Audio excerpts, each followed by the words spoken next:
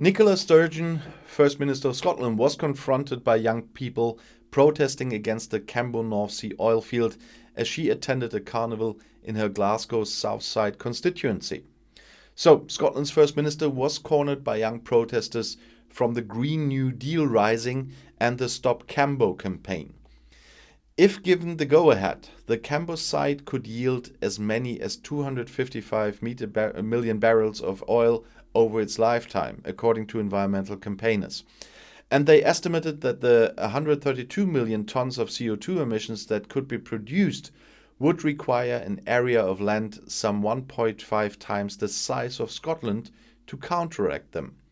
Sturgeon was confronted in Queen's Park at the Govanhill Carnival and asked if she will oppose the oil field. And she replied, "Look, I'm not going to stand here. It's not an issue for the Scottish government.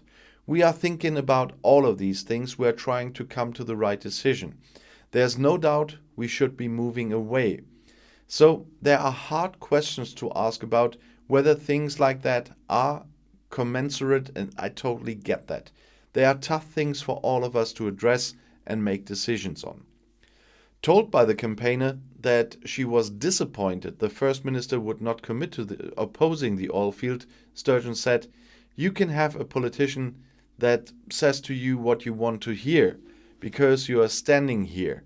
Or you can have a politician that says, I do hear what you say and I've got a lot of sympathy with it, but there's issues as First Minister I've got to make sure that I properly consider. And that's what I'm choosing to do," she said.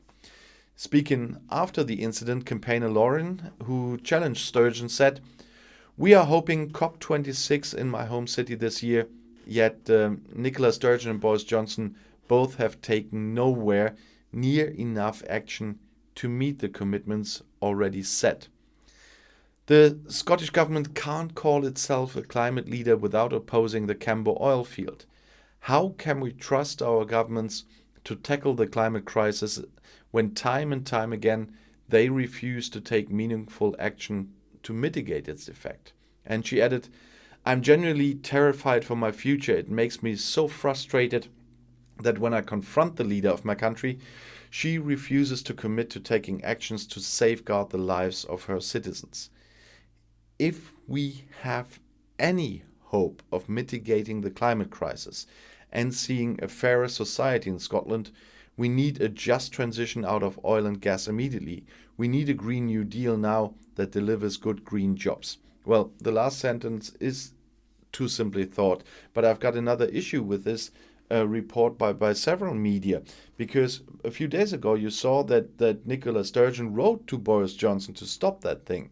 So this report was like, those reports were like she didn't do anything and she denied everything. But we all know about the letters she sent to Johnson to ask him to stop the whole thing. So it's a bit confusing what the media are reporting at the moment. I'll see you in my next video. Bis gleich.